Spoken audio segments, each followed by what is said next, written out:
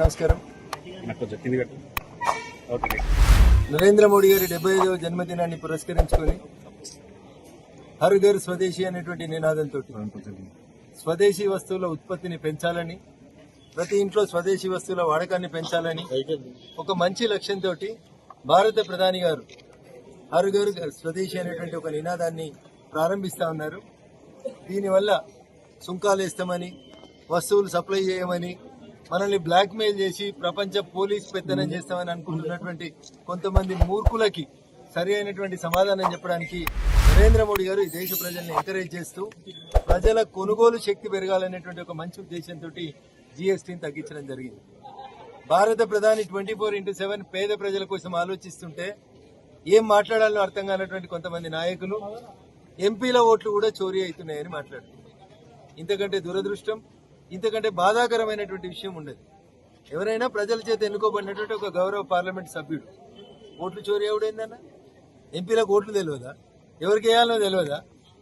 పోనీ ఉపరాష్ట్రపతి ఎన్నికలలో ఏమైనా విప్పు ఉంటుందా అంటే ఉపరాష్ట్రపతి ఎన్నికలలో విప్పు ఉండదు.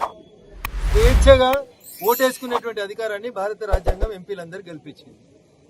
కొంతమంది ఎంపీలకి ప్రతిపక్షంలో ఉన్న నరేంద్ర మోడీ గారి పాలన నచ్చుతుంది కాబట్టి వాళ్ళు ఉపరాష్ట్రపతిగా రాధాకృష్ణన్ గారికి ఓట్లేసి గెలిపించింది.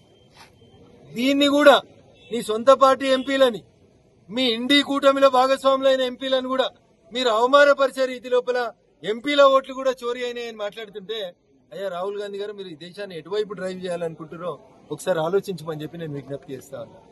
మీరు ఎవరిని అవమానించదలుచుకున్నారు? 20-25 లక్షల ఓట్లతోటి ఎన్నుకోబడి గౌరవ పార్లమెంట్ సభ్యులుగా గెలిచి వచ్చిన వాళ్ళు పార్టీలు పక్కన పెట్టి ఎంపీ ఏ రాష్ట్రం ఏ పార్టీ అనేది పక్కన పెడితే ఎంపీల ఓట్లు కూడా చోరీ చేస్తుంది భారతీయ జనతా పార్టీ అని మీరు మాట్లాడితే ప్రజాస్వామ్యాన్ని పరిహసించినట్లయితుంది. కాబట్టి దయచేసి ప్రతి విషయం లోపల కూడా ఓట్ల రాజకీయాన్ని తీసుకురావద్దని రాహుల్ గాంధీ గారికి మేము సవినయంగా అప్పీల్ చేస్తా ఉన్నాం.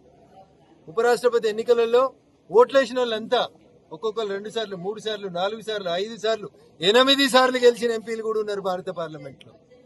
వాళ్ళ ఓట్లు చోరీ అయినాయని మాట్లాడి మీరు ప్రజాస్వామ్యం మీదనే బురద జల్లేటువంటి కార్యక్రమం చేస్తున్నారు తప్ప ఇంకొకటి కాదు. ఒకవేళ భారతీయ జనతా పార్టీ నిజంగానే ఓటు చోరీకి పాల్పడితే కర్ణాటకలో కాంగ్రెస్ రాదు, తెలంగాణలో కాంగ్రెస్ అధికారంలోకి రాదు. మీరు ఆరోపిస్తున్న ఈవీఎంలే తెలంగాణలో కాంగ్రెస్ పార్టీని అధికారంలోకి తీసుకొచ్చినాయి.